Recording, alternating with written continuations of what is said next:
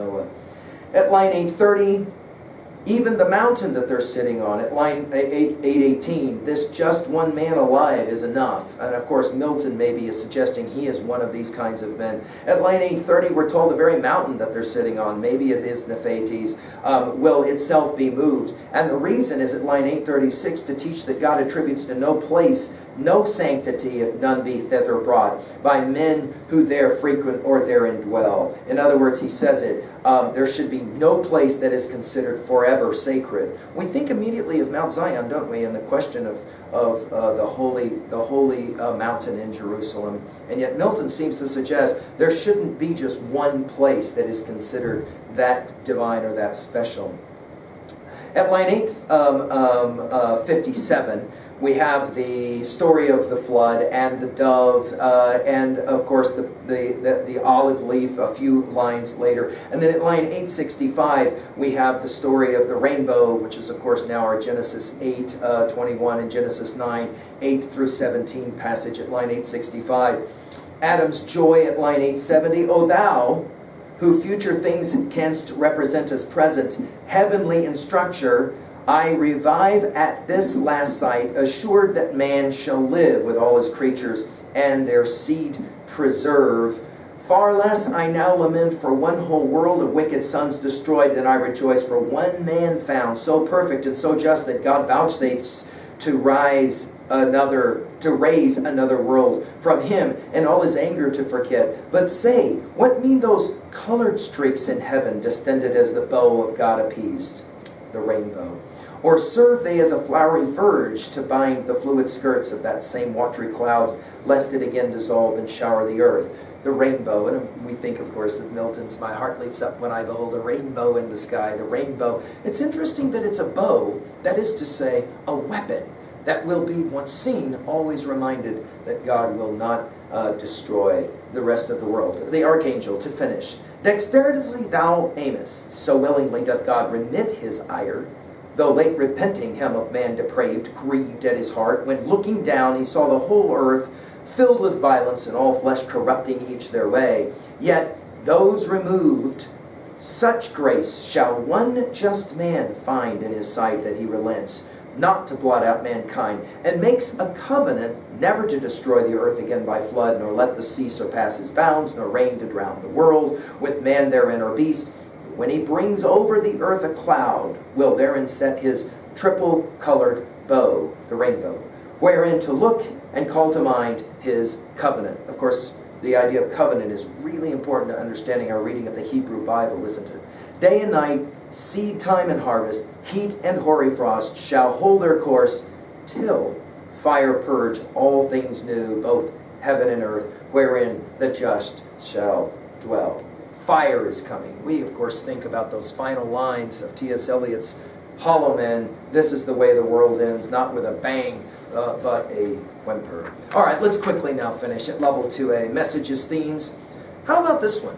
The loss of Eden. Why is it so hard? Also, can we stand or even tolerate Eden? Candide, for example, Voltaire's text, El Dorado is the perfect place, but Candide can't stay there. He has to leave to go find Cunegonde, his girl. Or how about Frank Herbert's God Emperor of Dune, that text that suggests heaven and the idea of Eden and paradise is in fact in the end boring because there's no conflict. Humans are by their very nature drawn to conflict. We need it. How about this one? Is seeing the future good or no? Santiago said, the great Harvard philosopher said, those who forget the past are damned to repeat it. But what about the future and somehow trying to see into the future? Do you think that's a good idea or a bad idea? Think about what all of our study of classic texts in the humanities is about. We obviously look at the past to try to somehow predict issues of the future. What is your theory about, or your feelings about the one just man idea, the one just person idea, the great man or the great woman of history theory? At level 2B, let's talk rhetoric for a moment. Like Aeneid 6 here, we have this show of the future. Roman greatness there. Here, of course, Christian greatness. We'll see more of this in Book 12. Milton's attempt to maybe try and one-up Virgil, we might say. Notice the dialogue, the back and forth as you're studying it between Adam and the Archangel Michael. It is useful. It's much like Plato. It is a propedeutic. It's very much instructional. It's also like Dante and Virgil, we should point out. Of course, these passages where Milton is showing off, we think of T.S. Eliot's Wasteland and the ways in which he published that poem without those notes. Just go back and look at lines 386 to 418 of this book. These listings are, of course, very much like Homer and Virgil. They show that Milton is in command of the epic tradition. At 3a, our relationship to other texts and to the world, lines 786 to 811. They're very much like the Hrothgar speech of Beowulf II that we talked about in another lecture. Beware of pride. Don't think too highly of yourself. Ball clubs know that the worst thing is to never win a game. The second worst thing is to lose no games. Why? You begin to get lethargic in your training, etc., etc. How about this one? What are the hard texts, the academic texts with lots and lots of allusions, as we find here? Dante's Divine Comedy. We've mentioned T.S. Eliot's Wasteland. James Joyce's Ulysses comes to mind as well. What are for you the hard texts that are filled with these kinds of allusions? What is for you, finally, your favorite text that tries to show the future? Think about the dystopian texts that we study. And do these texts work? We've mentioned in earlier lectures, By the Waters of Babylon, for example, or, of course, The Giver comes to mind, or the films, the Matrix series, or the, any number of other of these kinds of shows that show the end of the world. The way in which Blade Runner type shows, the way in which the future looks really bad, and usually it's because of some forms of technology which lead to war and annihilation and the like. Finally, at 3b, and the relationship to self. When was the time you lost paradise? What did it do to you psychologically? What did it do to you sociologically when things were ruptured and then there's no going back? In other words, once you leave, it's over. How about this one? If you could see the future, would you? We've asked this question in another lecture. If you could go into a room, for example, at our school, and there's a computer with a bar there, let's begin at your birth, that's the beginning of the bar, and then the very last thing on the bar is your death. Where on the bar would you click and why? If you could see the future, would it be good for you? Would it be bad for you? Of course, we're playing the game here.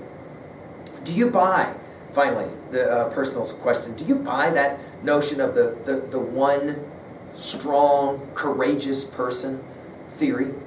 Is it true that when Rosa Parks does what she does, everything changes? Many have argued that it is true. How about you? Can you ever see yourself as that one person? As a student of mine once said, I watched some of the bullying going on in school and did nothing about it, and then I finally decided, if Abdiel can stand up, I stand up. Final thoughts. Now we turn to Book 12. Congratulations, you've made it to the very last book. Michael's review of history will finish, and the two will walk out of Eden together. We finish maybe with a question. The great novel by Steinbeck called East of Eden. Why is it called East of Eden, and how is it in any way related to Paradise Lost? Great literature leads you to read more great literature. We've made that argument many, many times, and of course as we're lecturing Harvard Classics, the whole point is that you read one text to be able to read other texts. So come back, and we'll end where we started, with Book 1 and the Invocation, and the Walking Out of Eden, and Paradise Lost. Thank you. I'll see you in a while.